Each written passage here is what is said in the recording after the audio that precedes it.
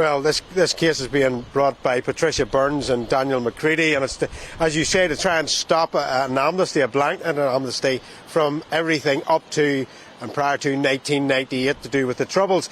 These cases are very, very costly, but they are also becoming more and more divisive. 60% of the killings inside Northern Ireland during the Troubles were done by Republicans, and they basically received an amnesty off Tony Blair with letters of comfort and Queen's pardons of mercies.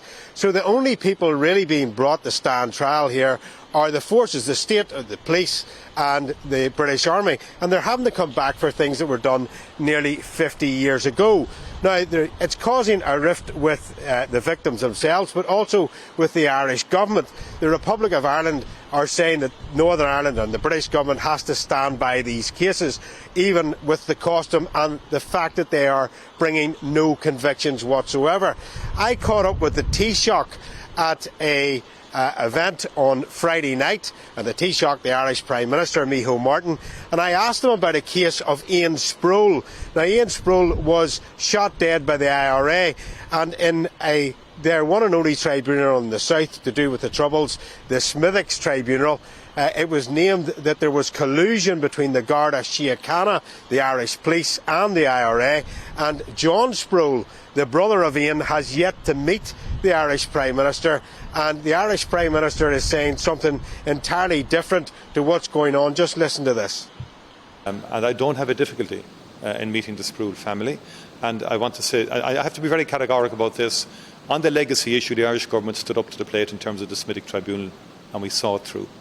We started the Smithwick Tribunal and we saw it through. There can be no hiding place, and the government of the Republic will not shelter or protect anybody in respect of any wrongdoing or any violence imposed on anybody. So I really would reject any assertion on that front. He must have a long diary, because we're going on this years, emails, letters, and he still hasn't met me. If he's able to come here tonight to Northern Ireland, he's been able to come to Northern Ireland and meet me and other families. The collusion come to light, and the Smithwick Tribunal, where witness 6 dates said with beyond doubt there was a collusion and my brother's murder. There have been other collusion in the Republic of Ireland, but one door after another being closed, and I'm going to keep this fight up till there must be truth and justice, and no comeback from the Republic of Ireland. What sickens me is they keep chatting about legacy. They're more unable and want to come to Northern Ireland to chat about legacy and blame everybody else. But when it's on their own door, they don't want to talk about it, don't want to meet me, and this must change.